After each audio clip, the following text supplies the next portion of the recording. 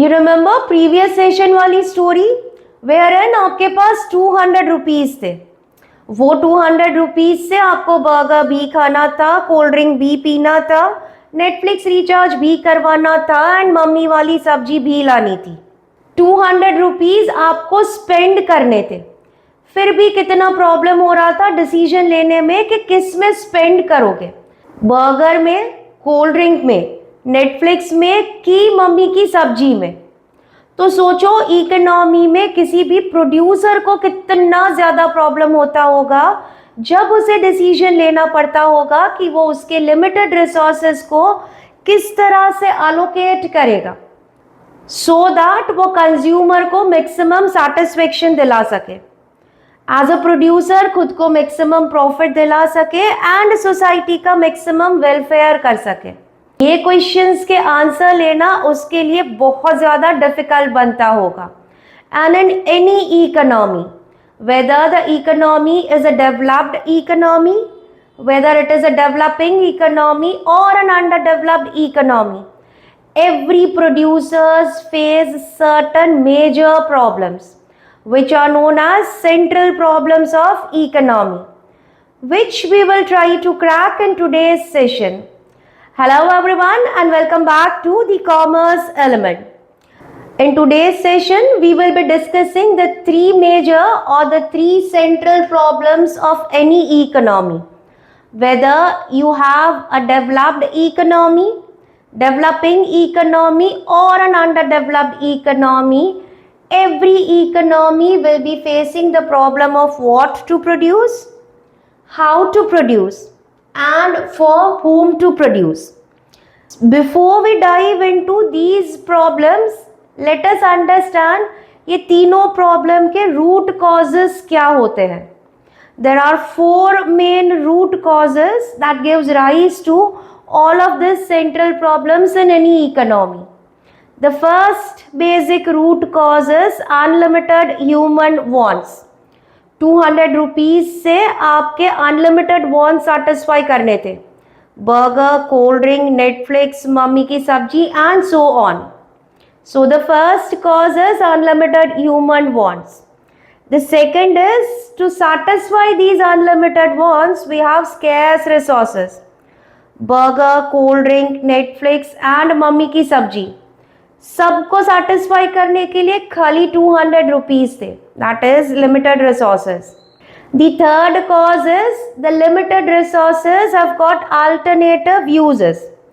200 rupees से खाली Netflix का रिचार्ज ही करवा सकते थे तो कोई प्रॉब्लम ही नहीं होता, बट 200 रुपीज के अल्टरनेटिव यूजेस करने थे.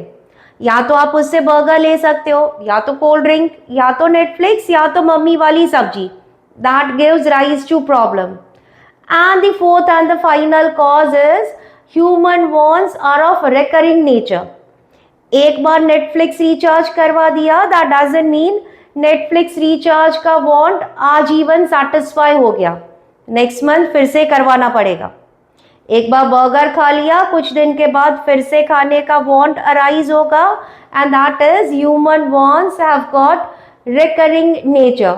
सो these are the four main causes जिसके कारण किसी भी इकोनॉमी को ये थ्री सेंट्रल प्रॉब्लम्स फेस करने पड़ते हैं. So let us try to understand each problem one by one. The first one is what to produce. Because we have scarcity of resources, a producer cannot produce everything that he has to produce. जो भी produce करना है सब कुछ produce नहीं हो सकता because scarcity of resources है.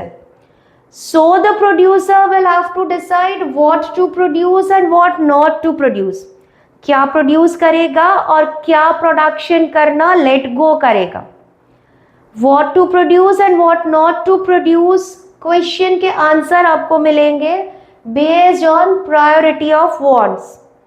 जो भी वॉन्ट्स इकोनॉमी के वेट कर सकते हैं उसका प्रोडक्शन इग्नोर करो.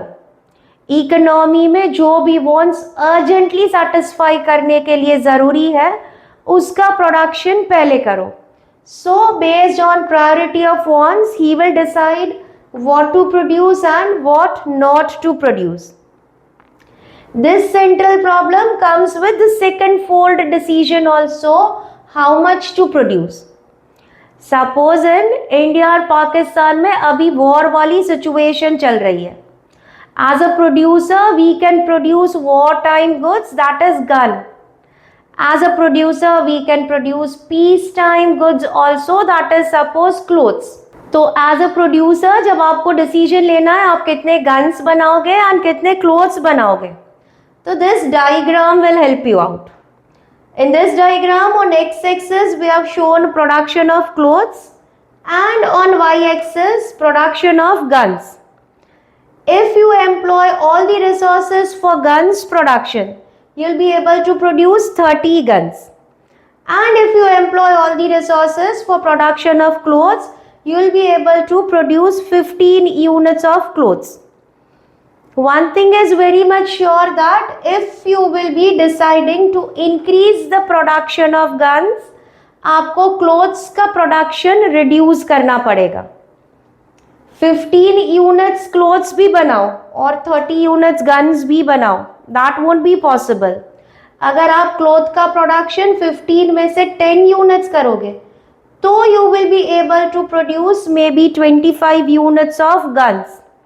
अगर क्लोथ्स का प्रोडक्शन और कम कर दिया, 5 यूनिट्स बनाया, तो you will be able to produce maybe 28 units of guns.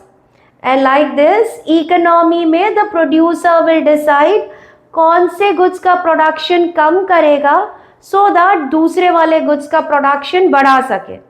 अगर वो सोचे दोनों का बढ़ाए तो that is not possible because we have scarcity of resources. So in this way the producer will be bound by the first central problem, that is what to produce. Once उसने decide कर लिया कि वो इतने guns and इतने clothes बनाएगा, then he will be facing the second central problem, how to produce, कैसे बनाएगा. This problem is related to organize the production. आप guns या clothes जो भी डिसाइड करते हो बनाने के लिए, that can be produced either using labour intensive technique of production और you can produce them using capital intensive technique of production. Labour intensive technique of production बोले तो that technique of production which will use more labourers compare to capital. Vice versa capital intensive technique of production बोलो तो capital is used more in comparison to labor. Now it is always advisable for a developing and an underdeveloped economy to use labor intensive technique of production. And if your economy is a developed economy, then it will be advisable that you go for capital intensive technique of production. To solve this central problem, again this diagram will help us out. y-axis पे we are showing guns and on x-axis you are showing clothes. ये जो भी curve है वो curve पे जो भी points लाई कर रहा है, they are the combination of two goods, guns and clothes, जो आप प्रोड्यूस कर सकते हो using given resources. Now if you are making a wrong choice of technique of production, आपका प्रोडक्शन कहीं पे A पॉइंट जितना लाई करेगा. इस कर्व पे जो भी पॉइंट्स है ये सारे पॉइंट्स जितना प्रोडक्शन कर सकते हो, बट बिकॉज आपने wrong technique of production use किया, आपका प्रोडक्शन हो सकता था उससे कम होगा. सो अगर इतना प्रोडक्शन करने की आपकी कैपेसिटी है बट स्टिल आपका प्रोडक्शन ए पॉइंट जितना हो रहा है, that means you are using wrong technique. जैसे ही आप रॉन्ग में से राइट टेक्निक में शिफ्ट हो जाओगे, आपका प्रोडक्शन कहीं पे जाके कर्व के किसी भी पॉइंट जितना होगा. So based on this diagram you will be getting the answer to how to produce, whether you will be using this technique or this technique. And diagram will help you out to know कि आप जो भी technique use कर रहे हो, labour या capital, वो right choice है या wrong choice. Moving on to the third central problem, for whom to produce. आपने डिसाइड कर लिया आप क्लोथ्स इतने प्रोड्यूस करोगे, गन्स इतना प्रोड्यूस करोगे। आपने ये भी डिसाइड कर लिया कि because we are in developing nation we will be producing clothes and guns using labour intensive technique. Now the third question is, किसके लिए प्रोड्यूस किया? जिस भी किसी के लिए प्रोड्यूस किया है, अब आपको उसका डिस्ट्रीब्यूशन भी करना पड़ेगा। So the third central problem is related to distribution of goods. Now, as far as distribution of goods is concerned, you can distribute the produced goods and services in two ways. One is personal distribution and the second one is functional distribution. Personal distribution में आपने goods and services जिस भी class of society के लिए बनाए थे, whether for rich class, whether for middle class or for poor class, जिस भी क्लास के लिए बनाए थे, अब उस क्लास में आप गुड्स एंड सर्विसेज का डिस्ट्रीब्यूशन कर दो, कहानी खत्म। Second distribution can be functional distribution. आपने जिस भी किसी क्लास के लिए गुड्स एंड सर्विसेज बनाए थे उनमें गुड्स डिस्ट्रीब्यूट कर दिए। सपोज वो गुड्स को डिस्ट्रीब्यूट करके आपको 100 रुपीज मिले। अब ये 100 रुपीज का डिस्ट्रीब्यूशन कैसे करोगे? तो there are 4 factors of production in an economy. किसी भी इकोनॉमी में जब चारों के चारों factors of production proper proportion में काम में लगते हैं तो गुड्स एंड सर्विसेज का प्रॉपर प्रोडक्शन होता है। So the 4 factors of production are land, labour, capital and entrepreneur. अब जो भी आपने 100 रुपीज कमाए उसमें से लैंड को कितना रेंट दोगे, उसमें से लेबरर को कितने वेजेस दोगे, कैपिटल को कितना इंटरेस्ट दोगे, एंड एज एन एंटरप्रेन्योर आप खुद के लिए कितना प्रॉफिट रखोगे। That is also a big problem to solve.